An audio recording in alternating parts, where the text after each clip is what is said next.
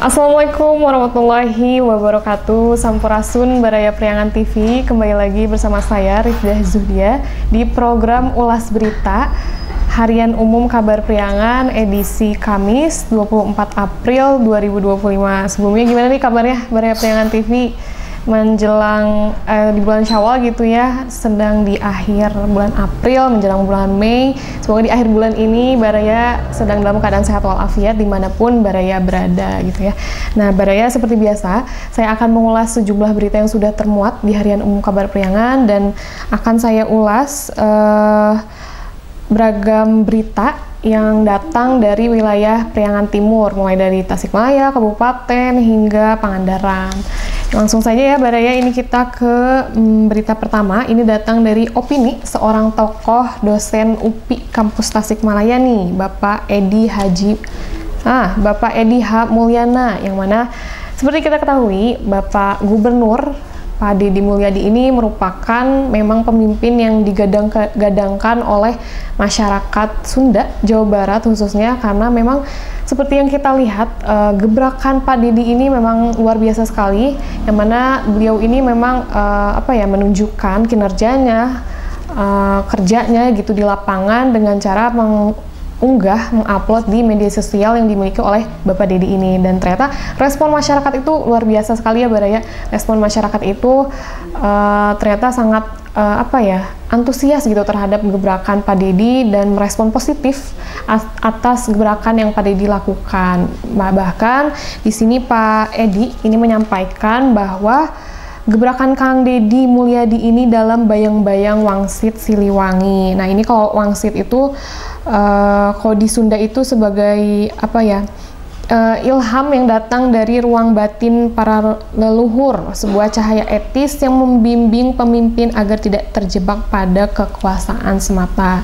Di sini Bapak Edi mengatakan bahwa di tengah gagap gempita kontestasi politik Jawa Barat muncul satu figur yang tidak hanya memantik diskursus administratif tetapi juga menggugah lapisan identitas terdalam masyarakat Sunda, yaitu Kang Deddy Mulyadi. Nah, sosok yang oleh sebagian orang dilihat sebagai penggugah kesadaran budaya ini menghadirkan narasi kepemimpinan yang syarat simbolisme lokal dan spiritual. Di sini Wangsit Siliwangi bukan sekadar kisah tua yang tertinggal di naskah-naskah babat, ia adalah simbol kepemimpinan yang berakar dari kebijaksanaan, kedekatan dengan rakyat, dan harmoni. Ya memang kalau kita lihat cara pendekatan Kang Deddy untuk mengetahui masalah yang ada di bawah kepemimpinannya gitu ya, yang wilayah yang berada di bawah kepemimpinannya itu memang pendekatannya itu dengan cara langsung mendatangi rumah-rumah warga, berkomunikasi dari hati ke hati, yang sehingga secara tidak langsung itu sudah mencuri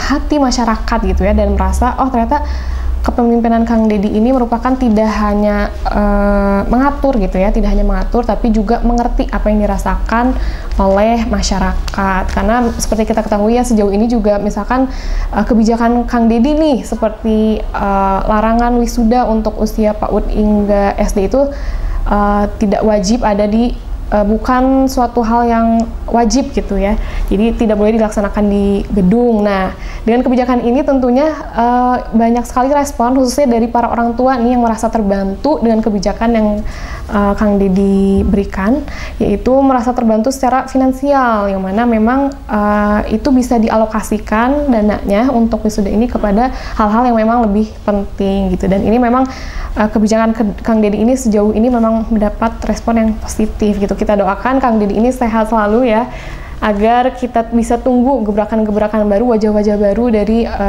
wilayah Jawa Barat khususnya gitu ya. Langsung kita beralih nih Baraya ke wilayah Garut. Nah ini kasus yang memang sampai saat ini terus menjadi sorotan, karena kasus ini datang dari wilayah akademisi ya, mungkin kita bisa katakan orang yang memang pastinya berpendidikan tinggi, yang mana ini kita ketahui memang sempat ramai di media sosial, yang mana terjadi pelecehan seksual oleh dokter kandungan di Garut bertambah menjadi 5 orang. Ini adalah update beritanya. Ternyata yang kita ketahui ketika mencuat, berita ini mencuat, yang diketahui itu memang kan baru 1 orang gitu ya, korban dari pelecehan seksual, si dokter kandungan, spesialis kandungan MSF yang berusia 33 tahun. Nah, ternyata informasi terbarunya ini adalah korbannya ini menjadi 5 orang yang diketahui, karena kita akan terus melihat kelanjutan perkembangan dari kasus ini hingga si tersangka ditetapkan sebagai terdakwa dan juga diberikan sanksi yang seberat-beratnya setimpalnya gitu ya, agar menjadi efek jerak bagi pelaku-pelaku pelecehan seksual, karena seperti kita ketahui wanita ini menjadi sasaran empuk bagi para pelaku kejahatan, apalagi sasaran empuk dan juga rentan terhadap pelecehan seksual. Dan ini mungkin yang kita tidak sangka datang dari seorang dokter kandungan, spesialis kandungan di Garut. Di sini Kepolisian Resor Garut menyebutkan jumlah korban pelecehan seksual oleh oknum dokter kandungan di Kabupaten Garut, Jawa Barat bertambah menjadi 5 orang. Mereka saat ini masih menjalani pemeriksaan hukum untuk pengembangan lebih lanjut. Nah, saat penetapan tersangka, di sini Polres Garut mengatakan bahwa dari sekian banyak informasi korban, baru ada 1 korban perempuan yang secara resmi memberikan laporan ke polisi. Nah, tentu ini juga menjadi himbauan buat masyarakat, khususnya wanita yang memang juga merasakan hal serupa, itu jangan takut untuk melapor kepada pihak yang memang berwenang untuk ditindaklanjuti agar kasus-kasus pelecehan seksual ini tidak lagi menimpa kaum wanita, kaum yang rentan terhadap pelecehan seksual. Di sini juga tim penyidik Polres Garut tidak hanya memeriksa kelima korban, tetapi juga terus mendalami pemeriksaan terhadap tersangka yang saat ini sudah ditahan untuk mengungkap tuntas karena disinyalir masih banyak korbannya. Seram sekali ya budaya ini. Kita memang doakan semoga korban-korban dari dokter MSF ini bisa melapor agar hukum yang diterima oleh dokter MSF ini yang diterima ini sepadan gitu ya, layak dengan tindakan yang telah dia lakukan kepada para korban gitu, dan juga menjadi warning gitu ya buat para oknum-oknum di luar sana agar tidak melakukan hal serupa gitu ya, agar kasus seperti ini tidak menjamur merajalela gitu ya. Oke Baraya, kita lanjut ke wilayah Kabupaten Tasikmalaya nih Baraya, yang mana seperti kita ketahui tanggal 22 April kemarin itu merupakan peringatan Hari Bumi Sedunia, yang mana peringatan hari ini tidak hanya diingatkan di wilayah Indonesia tapi juga internasional. Di sini ada MAN 4 Tasikmalaya, tanam pohon untuk lestarikan alam. Nah, memperingati Hari Bumi ke-55 yang jatuh pada Selasa 22 April, MAN 4 Tasikmalaya 2025 ya. Mohon maaf ini di sini tipe. MAN 4 Tasikmalaya Cikalong menggelar aksi menanam pohon matwa di area belakang sekolah. Kegiatan yang dilaksanakan pada Selasa ini bukan sekadar seremonial, melainkan wujud nyata implementasi nilai-nilai agama dan dalam menjaga kelestarian lingkungan ya. Dengan kegiatan seperti ini memang ini mengingatkan kita untuk terus menjaga lingkungan, tidak hanya dalam suatu momen gitu ya, tapi bisa kita lakukan secara intens setiap hari dan menjadi sebuah kebiasaan, karena dari sebuah kebiasaan yang baik itu akan bermanfaat juga untuk kita, bermanfaat baik untuk kita sampai masa depan gitu, karena lingkungan yang asri, nyaman, aman itu memang sebuah harapan yang diinginkan oleh kita masyarakat Indonesia khususnya. Nah, kita beralih ke wilayah, mungkin ini juga akan jadi berita penutup, wilayah Ciamis ya Baraya. Di sini yang mana ini nih kabar gembira, program yang luar biasa sekali yang mungkin bisa menjadi inspirasi untuk wilayah-wilayah lain.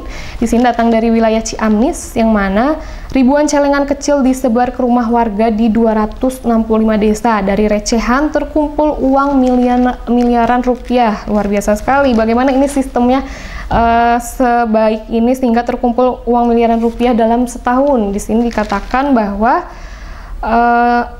Desa Werasari, Kecamatan Sadananya menjadi salah satu desa yang signifikan peningkatan jumlah infaknya.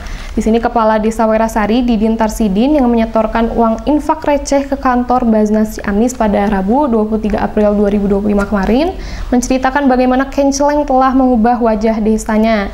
Dia mengatakan bahwa melihat potensi dari gerakan Kenceleng ini, kami coba sebar di Werasari, ternyata hasilnya luar biasa. Baru 2 bulan berjalan, perolehan infak kami meningkat tajam, luar biasa sekali ya. Dia juga dengan adanya program ini juga kolaborasi antara RT RW, masyarakat, MUI desa, dan juga UPS yang nanti dananya itu pastinya akan bermanfaat untuk wilayah masyarakat di desa Sadananya ini. Di sini juga dikatakan bahwa tahun 2024 lalu total pengumpulan zakat dan infak Basnas Ciamis mencapai 17 miliar. Luar biasa sekali ya, Baraya. Dan di sini juga kalau tahun sebelumnya itu infak bulanannya itu mencapai sekitar 2 juta sampai 5 juta. Nah, kalau sekarang ini sejauh ini sudah terkumpul 13 juta pada Maret dan 16 juta hingga April. Wah, luar biasa dengan nominal yang sekian. Pastinya di tahun 2025 ini pasti akan mendapat nominal yang lebih besar gitu ya dibanding tahun sebelumnya yang luar biasa sekali sudah menginjak angka 17 miliar apalagi di tahun sekarang gitu ya. Semoga ini juga program ini juga menjadi inspirasi bagi masyarakat Periangan Timur lainnya, karena seperti yang kita ketahui bahwa dengan adanya program positif ini pastinya ini akan berdampak positif nih, bermanfaat baik untuk masyarakat setempat gitu ya. Nah, Baraya mungkin sekian ulas berita yang bisa saya sampaikan. Seperti biasa, selengkapnya Baraya bisa cek di portal kabarpriangan.pikiranrakyat.com untuk mendapatkan kejelasan informasi agar tidak terjadi misleading, dan juga jangan lupa diikutin portal media sosial Priangan TV. Dan seperti biasa, Baraya yang ingin mengiklankan produk UMKM atau lokalnya seperti yang ada di belakang saya ini, nah itu bisa sekali menghubungi tim marketing kita di media sosial Priangan TV. Ya, mungkin sekian dari saya. Mohon maaf atas segala salah dan kekurangan. Saya Rifda Zudia pamit undur diri. Wassalamualaikum warahmatullahi wabarakatuh.